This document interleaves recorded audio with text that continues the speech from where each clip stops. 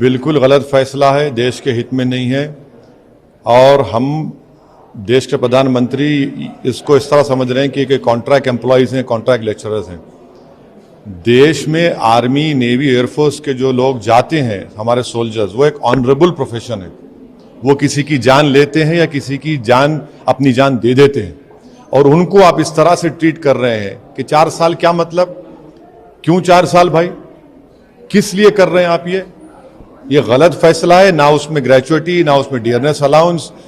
आप प्रधानमंत्री बड़ा वादा किए थे 2014 में कि 1 रैंक 1 पेंशन, यहाँ तो यहाँ रैंक है ना यहाँ पे पेंशन है, और 1 लाख से ज्यादा वैकेंसीज हैं हमारे सिपाहियों की। चीन बैठा हमारी जमीन पर, पाकिस्तान से हमको खतरा है। आप इस तरह का गलत हरकत किए हैं, गलत फैसला है। देश के प्रधानमंत्री को फौरन, क्योंकि उनकी गलत फैसले की वजह से आज नौजवान भारत में रोड पर निकल आया है, तो उनका यह काम है कि फौरन, जिस तरह उन्होंने लैंड लॉस को और फार्म लॉस को वापस लिया, देश के प्रधानमंत्री को अपना इस टीओडी का फैसले को वापस लेना पड़ेगा। ये देश के हित में नहीं है, ना आर्मी, नेवी, एयरफोर्स के हित में है ये। सर, इसमें 2 चीजें हैं। एक तो सरकार ने जो एज कि हमने जब 47 में आज़ादी हासिल की थी, हमने एक वादा लिया था, हमने वादा किया था देश के लोगों के, हम गरीबी का खात्मा करेंगे। आप कह रहे हैं कि किसे 23 साल करे? क्या कर रहे हैं आप? ये क्यों आप खेल रहे हैं हमारी देश की सुरक्षा से? आप खेल रहे हैं देश की सुरक्षा से। 4 साल के बाद सुनिए, अगर कोई एमपी होगा 1 दिन का, उसको जिंदगी पर पेंशन मिलेगा, और ये 4 साल के बाद आपके 11 लाख में क्या करेगा बताइए आपको? उसको मेडिकल नहीं मिलेगा।